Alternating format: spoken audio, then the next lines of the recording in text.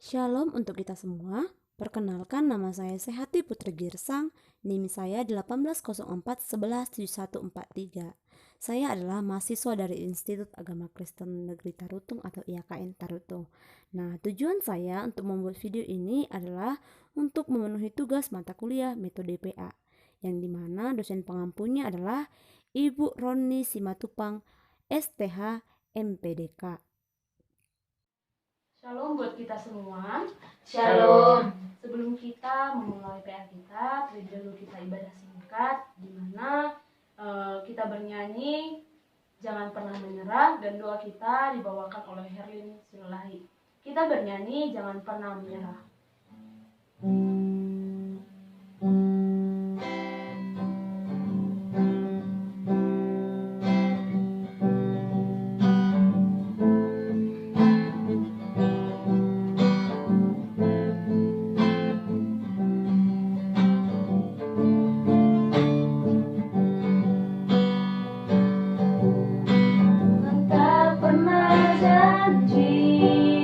Langit selalu biru, tetapi Dia berjanji selalu menyertai. Tuhan tak pernah janji jangan selalu rata, tetapi Dia berjanji berikan kekuatan. Jangan pernah menyerah, jangan berputus asa. Mukjizat Tuhan ada saat hati menyembah. Jangan pernah menyerah, jangan berputus asa. Mukjizat Tuhan ada bagi yang setia dan percaya. Mari kita berdoa. Terima kasih Tuhan, terima kasih Yesus buat kesempatan di sore hari Engkau berikan Bapa, di mana kami tempat ini bisa berkumpul bersama teman-teman kami dalam kegiatan mempelajari Alkitab-Mu Bapa. Inilah kami Tuhan, bukalah pintu dan pikiran kami agar kami dapat mengerti tentang firman-Mu sehingga bisa melakukannya di kehidupan kami sehari-hari. Bapa yang baik, kami mulai dalam Alkitab kami dengan atas nama-Mu Bapa. Segalanya kami serahkan pengasihan Tuhan. Amin. Amin. Baik, nats Alkitab kita hari ini dari Filipi 1 ayat 3 sampai 11.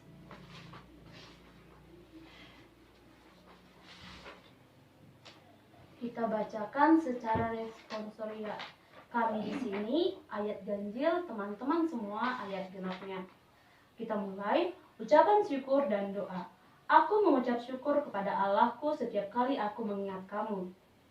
Dan setiap kali aku berdoa untuk kamu semua, aku selalu berdoa dengan sukacita. Aku mengucap syukur kepada Allahku karena persekutuanmu dalam berita Injil mulai dari hari pertama sampai sekarang ini. Akan hal ini aku yakin sepenuhnya, yaitu Dia yang memulai pekerjaan yang baik di antara kamu akan meneruskannya sampai pada akhirnya pada hari Kristus Yesus. Memang sudahlah sepatutnya aku berpikir demikian akan kamu semua, sebab kamu ada di dalam hatiku, oleh karena kamu semua turut mendapat bagian dalam kasih karunia yang diberikan kepadaku, baik pada waktu aku dipenjarakan maupun pada waktu aku membela dan meneguhkan berita Injil. Sebab Allah adalah saksiku betapa aku dengan kasih mesra Kristus Yesus merindukan kamu sekalian. Dan inilah doaku, semua kasihmu makin melimpah dalam pengetahuan yang benar dan dalam segala macam pengertian, Sehingga kamu dapat memilih apa yang baik, supaya kamu suci dan tak bercacat menjelang hari Kristus. penuh dengan buah kebenaran yang dikerjakan oleh Yesus Kristus untuk memuliakan dan memuji Allah. Baik teman-teman, tema kita hari ini adalah kebiasaan orang Kristen, di mana kebiasaan orang Kristen adalah mendoakan. Nah, mendoakan berarti memohon berkat kepada Tuhan untuk mendapatkan berkat serta memohon perlindungan bagi diri sendiri maupun bagi orang lain. Nah, di mana pada dasarnya manusia adalah makhluk sosial. Nah, kita juga di sini adalah makhluk sosial. yang tidak dapat lepas dari orang lain, di mana manusia saling membutuhkan satu sama lain untuk menjalani hidupnya. Nah, oleh karena itu, dalam hal berdoa yang sebagai alat kita untuk berkomunikasi dengan Tuhan dan juga sebagai nafas bagi orang Kristen yang percaya pada Yesus sang juru selamat hidup kita. Nah, kita juga harus dapat mendoakan orang lain sebagai wujud kasih dari pertolongan kita kepada sesama manusia yang kita jumpai dimanapun kita berada, baik itu musuh kita ataupun teman kita. Pemuda saat ini yang sering merasa sakit hati atau tersinggung dengan perkataan ataupun perbuatan teman ataupun orang lain terhadap dirinya yang membuat kita dibenci dan juga dibenci orang lain juga. Dan yang sering terucap dari perkataannya adalah cacian, menghujat, menghakimi, mengejek dan lain sebagainya. Nah, yang sangat jarang untuk kita adalah mendoakan orang lain atau mendoakan mereka semua agar kita kembali dipertemukan dalam kasih dan pertolongan Tuhan. Dan belum lagi terhadap situasi pada saat ini dan pertolongan dalam COVID dan belum lagi terhadap situasi pada saat ini di mana situasi saat ini adalah COVID-19 yang membuat kita untuk berdiam di rumah, yang ibarat kata tidak ada lagi yang namanya sosial di dalam lingkungan kita. Semua orang-orang berdiam diri di rumah untuk menjaga kesehatannya masing-masing. Nah, dengan belajar, bekerja dan lain-lain dilakukan hanya di rumah saja, tidak ada lagi komunikasi di luar rumah. Nah, yang membuat kejenuhan dan kebosanan serta perekonomian rakyat semakin menurun dan membuat orang kesulitan untuk makan. Nah, ini membuat orang disibukkan untuk membela dan mengkritik pemerintahan yang tak kunjung memberi bantuan, tidak ada tindakan dan lain-lain sebagainya, sehingga ada cekcok di antara keluarga sesama karena ekonomi yang satu menurun sedangkan ekonomi yang satu lagi meningkat seperti itu. Nah, sehingga perdebatan antar golongan masyarakat menjadi kacau balau. Nah, sehingga membuat kita lupa untuk mendoakan agar ini cepat pulih serta Tuhan memberi pertolongan bagi kita manusia dan jangan mendekatkan diri dan juga mendekatkan diri kepada Tuhan kita. Nah, jadi teman-teman, kita juga harus bisa mendoakan sesama kita yang di luar lingkungan kita seperti itu. Atau saat ini kita juga harus bisa mendoakan teman-teman kita yang mungkin terkena papar COVID-19 agar tetap berjuang sehingga mereka juga tidak putus asa seperti itu, teman-teman.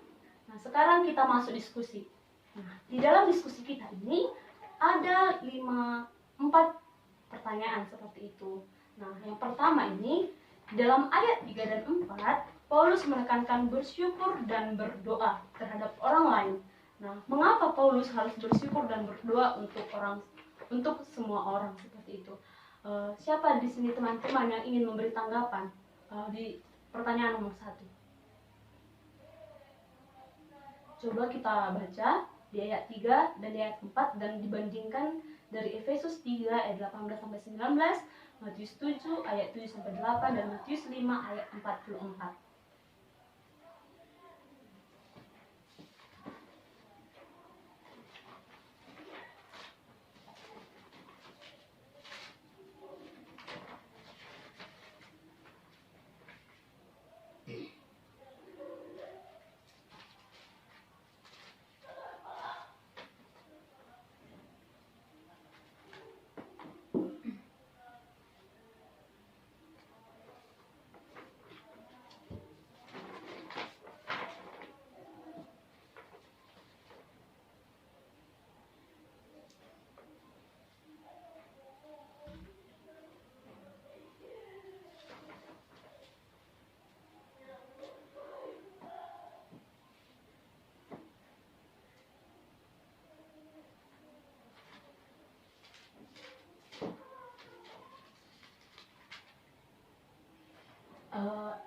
Menurut saya yang jawaban nomor 1 itu di dalam ayat 3 dan 4, Paulus menekankan bersyukur dan berdoa terhadap orang lain.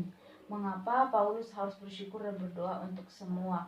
Nah, menurut saya Paulus menekankan semua orang itu harus berdoa karena tujuan utama si Paulus adalah terkhususnya untuk jemaat di Filipi, untuk agar semua orang yang di Filipi itu kembali ke jalan Tuhan atau kembali ke maksud rencana Allah, di mana yang ditekankan rencananya ini yaitu bersyukur dan berdoa, seperti itu. Baik, ada lagi yang lain tanggapannya? Saya Bu, di Matius 5 ayat 44 dikatakan, tetapi aku berkata kepadamu, kasihilah musuhmu dan berdoalah bagi mereka yang menganiaya kamu. Nah, jadi di sini boleh kita simpulkan sedikit, di dalam kata kasihilah musuhmu. Nah, jadi Yesus pernah berkata ini sebelumnya kepada murid-muridnya agar kita mengasihi musuh, karena mengasihi musuh itu juga ajaran Tuhan Yesus ya. Jadi apa yang dikatakan Paulus itu merupakan ajaran Yesus dan kita harus menerapkan itu di dalam kehidupan kita. Jadi tetapi aku berkata kepadamu, kasihilah musuhmu dan berdoalah bagi mereka yang menganiaya kamu. Nah, jadi berdoa bagi mereka yang menganiaya kita itu sama ibaratnya kalau kita mendoakan ataupun mengasihi mereka yang telah jahat kepada kita. Karena Paulus menekankan ini karena ini adalah ajaran Tuhan Yesus.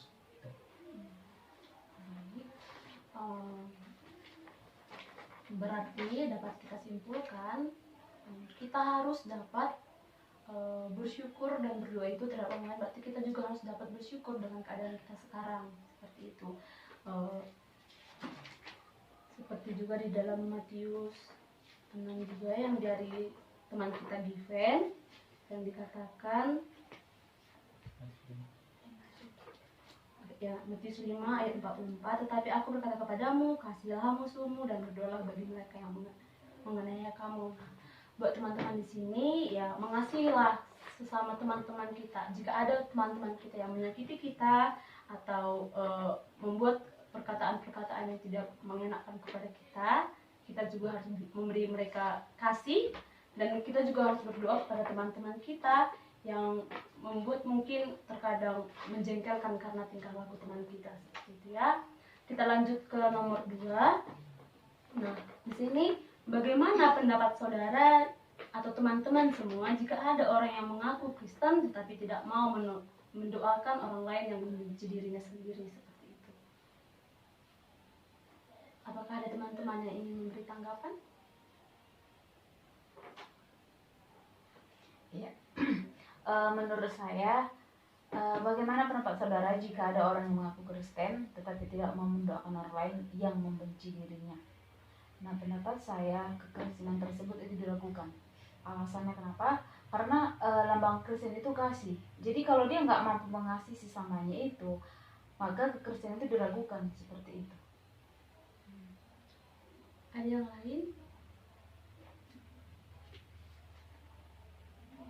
Tidak ada. Saudara Givan.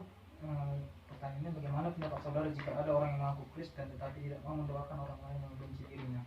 Nah, jadi perlu kita ketahui sedikit bahwa Kristen itu lahir ketika Yesus ada. Nah, jadi ajaran Yesus itu adalah ajaran Kristen. Nah, jadi di mana ajaran Kristen itu adalah mengasihi musuh, dan ini adalah tantangan terberat bagi orang Kristen, karena tidak semua pribadi dapat mengasihi musuh. Karena di satu sisi ketika kita mengasihi musuh, mungkin ada perasaan kita yang tidak enak.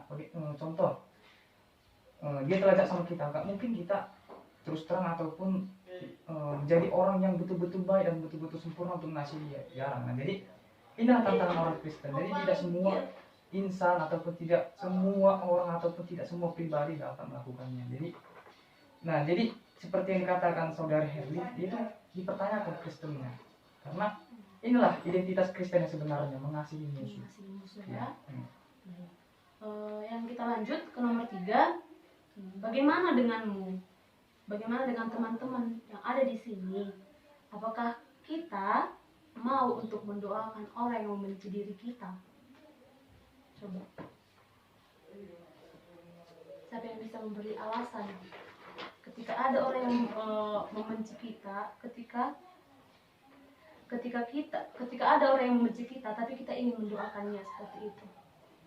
Iya, menurut saya Bu, secara duniawi, secara manusiawi ya ini sangat berat, karena dikatakan di sini, apakah kamu mau mendoakan orang yang membenci dirimu?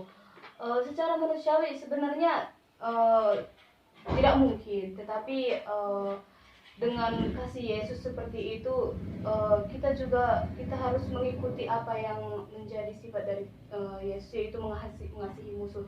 Jadi di sini kita juga dituntut untuk mengikuti apa yang menjadi sifat dari Yesus, yaitu mengasihi musuh. Jadi apapun alasannya, tetaplah kita mengasihi musuh seperti itu, Bu, menurut saya. Apakah masih ada tanggapan yang lain? Saya Disilakan kepada teman kami. pertanyaan, bagaimana dengan apakah kamu mau mendoakan orang yang membenci dirimu? Baik, seperti yang dikatakan teman kami Maira, bahwa secara manusia kan kita kemana ya, kalau sifat manusia itu kalau orang membenci kita otomatis kita harus membalasnya kan.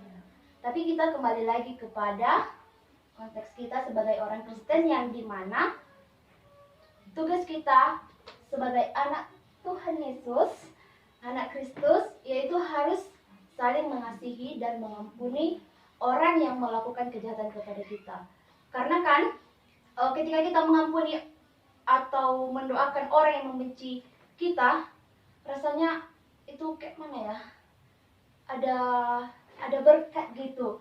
Meskipun memang berat sih, cuman sebaiknya kita berusaha untuk menerima perlakuan orang itu. Masalah membalas itu urusan Tuhan. Biarkan Tuhan yang bekerja untuk membalas apa yang orang lain perbuat kepada kita. Baik, terima kasih kepada teman kita. Yang terakhir, apa yang saudara dapatkan? Apa yang teman-teman dapatkan di sini setelah kita melakukan PA ini sebagai refleksian diri seperti itu? Dimulai dari teman kita, Given.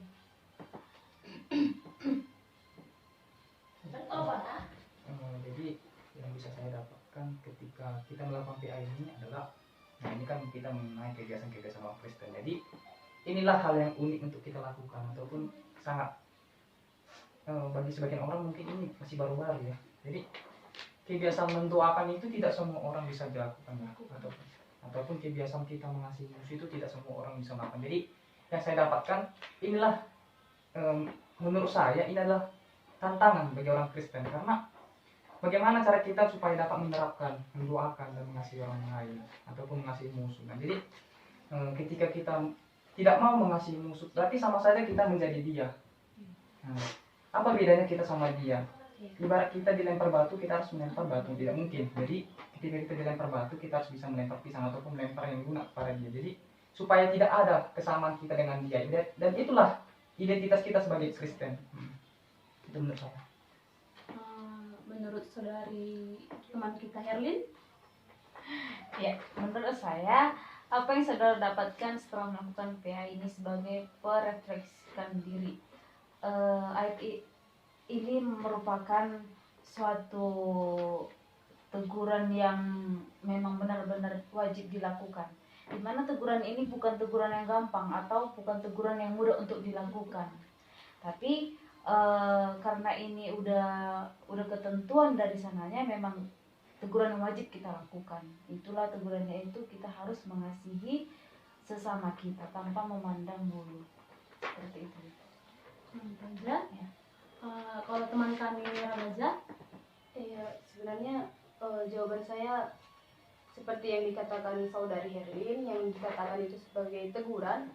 Iya, di sini yang saya dapatkan dari apa yang telah kita lakukan di dalam PA ini, ya seperti yang dikatakan saudari Herlin tadi, dengan mendoakan, mengampuni orang yang membenci kita, ya dari situ kita bisa mendapat berkat dari Tuhan, dan juga yang harus kita lakukan di dalam kehidupan kita.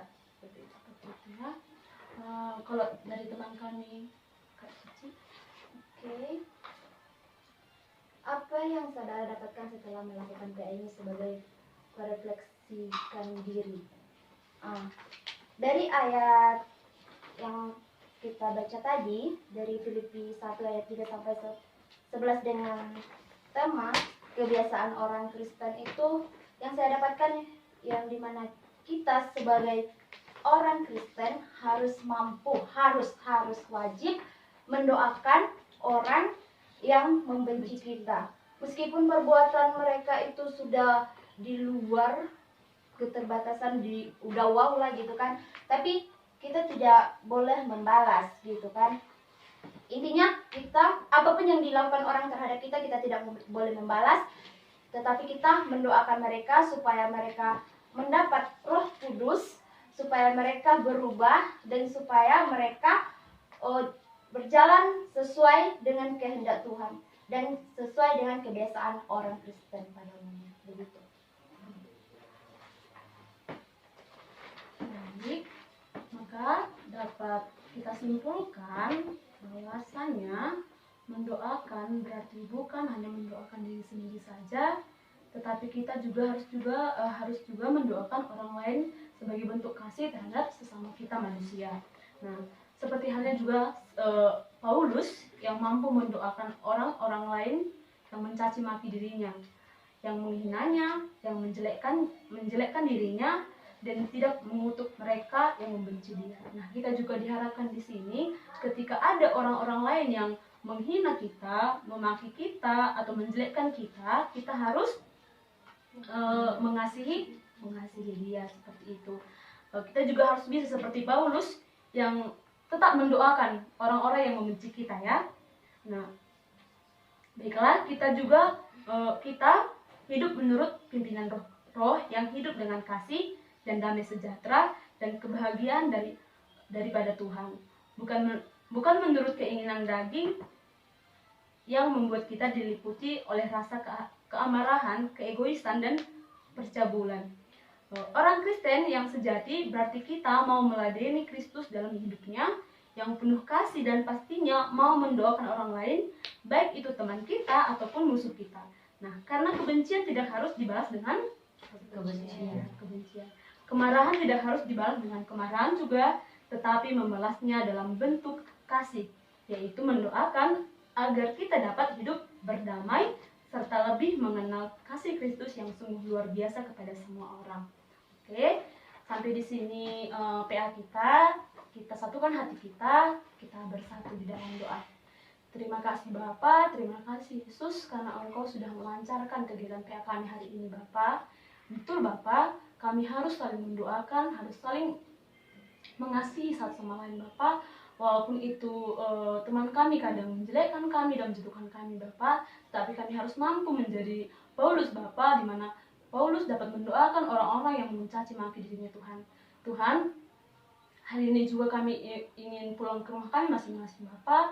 Engkau berkati kami juga di perjalanan Bapa agar sampai ke rumah kami masing-masing. Kami serahkan hidup kami dalam tangan Bapa. Terima kasih Bapa, terima kasih Yesus. Amin. Baik, terima kasih buat teman-teman semuanya karena sudah memberikan kerelaan hati untuk mengikuti PA. Semoga teman-teman semuanya dikasihi Tuhan dan diberi berkat. Amin. Shalom buat kita semua. Shalom.